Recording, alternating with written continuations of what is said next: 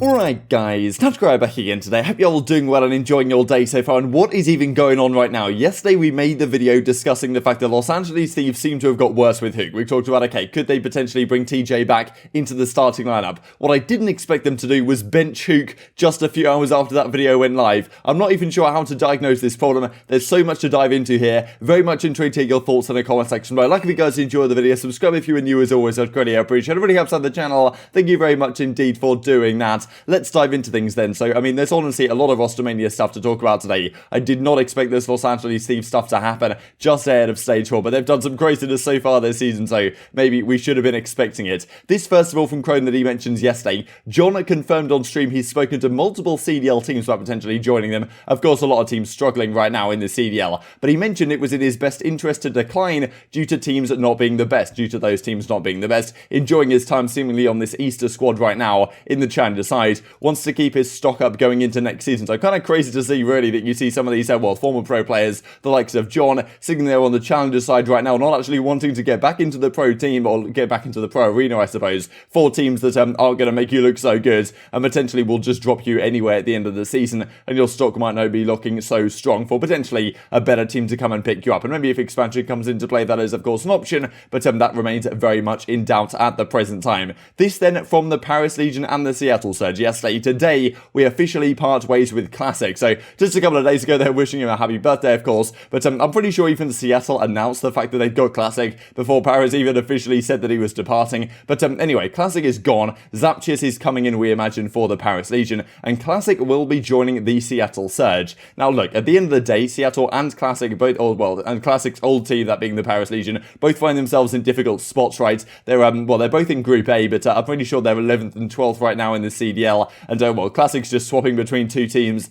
in not the greatest spot. Of course, the idea is for Surge and Paris to try and find their way out of the bottom four to get to the World Championship. I'm not really sure this is the move where it's going to make that happen, of course. I mean, look, at the end of the day, what's happened here is Loony's come out of this team, Decimate came in, then Decimate just dipped, and now Classic's come in effectively in place of Loony. Now, look, is this actually a massive recipe for success? Classic has had good success, to be fair, in previous titles when he's played with Octane. We'll look at it in just a second. At the end of the day, is he a massive step up in terms of their SMG slaying power on that side of things? Not necessarily sure that's the case. He's a solid player. He's done decent things on squads with the past, no doubt about that. But is he the player this team necessarily needs to become an actual contender? Because not only do they need to become a top 8 team in the game, they need to become effectively like a top 6 team, right? Because you've got to overcome the points deficit you're at, which means you need to be beating a lot of teams much above your current standing. And I'm not sure that's really going to happen, even with this Classic move maybe being something of an upgrade in theory, but I'm not necessarily sure it's a huge step in the right direction for Seattle, and maybe they are thinking like, what pieces can we potentially bring in to actually make this team competitive in future seasons as well. The question still remains whether Octane's going to be on this team next season, who's actually going to be remaining, but at least they're making some sort of move and making some attempt. I guess they had to get someone given Decimate just left, unless they wanted to bring Loony back, but yeah, the difference really between Loony and Classic, there is probably some difference in playstyle, but in terms of the numbers they're going to be putting up, maybe nothing substantially different. You really do need this team to find their,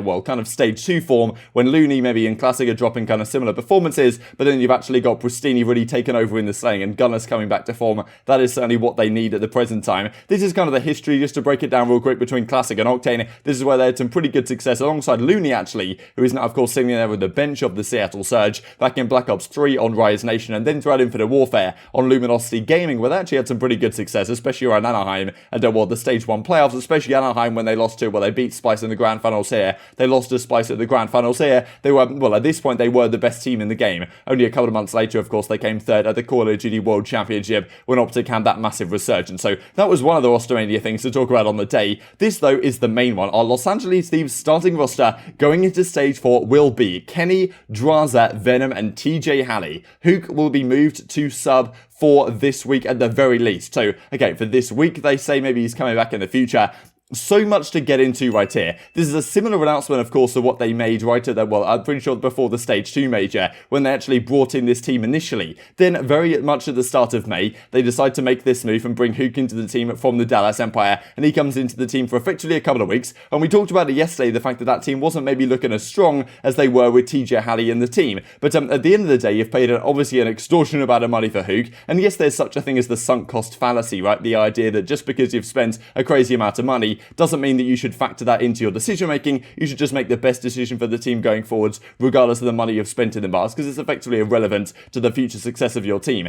At the same time, when you're paying that amount of money for Huke, you're not expect him to bench him a few weeks later. How many times has this happened where a player of this caliber, the blockbuster change of the season, gets benched like 3 weeks after he joins the team? We talked yesterday the fact that, okay, if this team continues to underperform with Huke in the team, questions will be raised about Huke. Questions are massively being raised about Huke right now. This isn't necessarily questions being raised about the Thieves or questions being raised about the Empire. And certainly Empire got clowned on a fair bit, the fact that they actually benched Huke initially, because it wasn't looking good for them. Now they've made this vivid change and maybe they will improve. But the question really is around Huke, like, what is going on here, right? The fact that he gets benched off the World Championship roster, clearly all the team didn't think he was going to be a future value asset to their team because they traded him pretty much instantly to the Thieves, and now Thieves are benching him 3 weeks later. Will he even return to this team? What is going on? What are the reasons for this? Because he seemed to be playing pretty well performance-wise in these last couple of weeks, but they clearly didn't have the results they wanted and want to try out the old team they went down the route of first of all. There's so much to say on this. Firstly, JCap says, we haven't been seeing the same level of consistency as a team, and with stage 4 starting, we decided to make the tough call to bring TJ back and improve upon where we last left off with him. So Huke to the bench, I mean, it's just absolutely incredible scenes, to be honest. And well, as JCap says, if you want to roast me, go for it, have fun. But if you're roasting Venom at all, you actually haven't been watching the team play and are basing your opinions solely off gamer tags. This is a very interesting tweet from a couple of different perspectives we will dive into. First of all, I think Venom's a phenomenal asset for this team. I'm really impressed with him whenever I watch him play. At the same time, if I thought, okay, this team needs to make a change, maybe try and consider bringing TJ back as we talked about yesterday, you would have thought Venom is the most likely candidate to be subbed out of the team. That's not what they go down the route of. They think, okay, well, maybe the roles might actually make way more sense keeping Venom in over Huke, which is a pretty incredible thing to say, all things considered, given Venom has just come on the team. Also interesting, he talks about gamer tags, right? Because at the end of the day, yes, if you saw Venom with a different gamer tag, or if the gamer tags were blanked out, maybe you'd say, okay, this guy's making phenomenal plays on the map. At the same time, they brought Huke into their team, you could argue, because of his gamer tag, right? Okay, well, wow, Huke's on the market, that's a big name gamer tag, let's assign him to the roster, right? Which, yeah, maybe you could argue that if you looked at how that Dallas team was playing towards the end of their tenure, that maybe you wouldn't have exactly made that decision if the gamer tags were blanked out on the playstyles for whatever reason. And of course, that's what Crimsix was getting at as well with the whole minimap stuff. So, really, really interesting. Now, Huke does come up with an explanation here. First of all, Loony says this: JCap has now benched Temp, Slasher, TJ, and Huke all in one season. Got a tip. And of course, it's not just JCap getting involved for this stuff, but yeah, this is the first tweet I saw when I woke up this morning, and I was like, hey, what, is Loony just taking the, was he taking the mic? Like, what's going on here? But yeah, indeed, Huke has been benched. Yeah, what is going on? Methods tweets this: good friends with TJ, of course, you couldn't live with your own failure. Where did that bring you? Back to me. TJ returning to the starting team. This is what Huke says on the matter. I'm okay, everyone. Apparently, there is something wrong with being happy nowadays. On a real note, excited to be in an environment where I'm respected again and can let my passion loose again. I'll be making a YouTube video soon explaining some things because it is getting out of hand. Very much looking forward to that one. So first of all, I mean, there's kind of a couple of things to dive into here. Firstly, this whole thing about excited to be in an environment where I'm respected, saying maybe on the Dallas Empire side that wasn't necessarily the case. At the same time, Huke's like, okay, I'm okay, like there's nothing going on here, but it's just so strange to me, right? Like, is this a performance thing? Is this like an out of game type thing? The fact that, like, okay, benching him for the Dallas Empire was weird, but the question really there with the Dallas Empire was like, okay, maybe it's like Dallas who are having some issues, or, maybe Crims like got off on a mad one or something and decided to bench him, or whatever the case may be. I mean, it's still speculation because we don't know what happened behind the scenes. No one wants to tell us anything. And now it happens a few weeks later on the Thieves. Not exactly in the same way. I mean, they might just be looking at this from a performance perspective and saying, okay, well, our team before Huke, our team after Huke, let's just make it as it was. But it's very rare that you build, you make a blockbuster move like this and all of a sudden it's all falling apart, which is very strange. I don't know if we'll see Huke back in the starting team anytime soon. As they say, they're going to bench him for this week. So, okay, maybe going forwards they decide to bring him back into the squad or make some further changes. But to be honest, that TJ team that they had before Huke even came in was arguably like a top 3, top 4 team in the game. They were looking pretty damn good.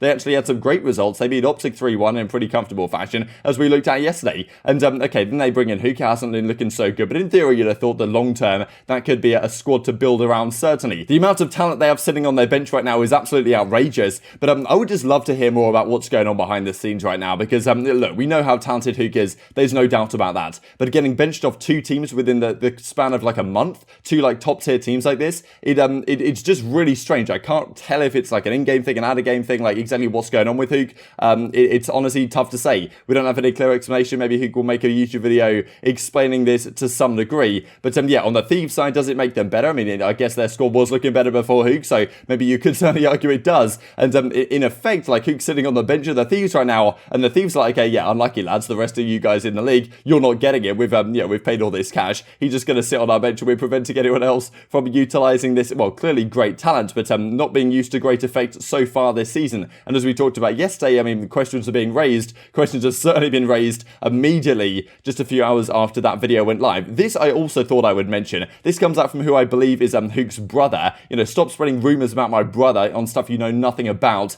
at Crimsix. He says, well, of course, earlier this morning after this stuff happened, so maybe there's something going on behind the scenes between what Crimsix is saying about Huke, because of course there was a whole thing about, okay, yeah, Huke, look at the minimap, right, this type of stuff. I don't know if there's anything else going on behind the scenes with regard to exactly why this stuff is happening. Maybe we'll get some explanation someday. Maybe we'll have to do some digging on it, certainly. And well, this is kind of what he tweets initially about a month or so ago, when he was then benched from the Dallas Empire. You know, the conspiracies on my brother are absolute, fake news. Let's just leave it at that. So, incredible scenes. This comes out from Slasher as well, lighting one up. I mean, I'm not really sure exactly what he's getting at right here, whether he's looking at the starting team right now and he's saying, okay, wow, they're having a bad time, they like needed me, or I wasn't the problem with this team because the team internally is absolute chaos anyway, or what he's getting at. Of course, you can speculate this from so many different angles, but this is what he tweets at regardless. Whether he's like, okay, everyone's faded for benching Huke, I don't really know. It's somewhat tough to say. Of course, Slasher team with Huke in the past had some mixed success. I mean, a pretty tragic success actually. Of course, most of his success has come when he hasn't had Huke on his team. So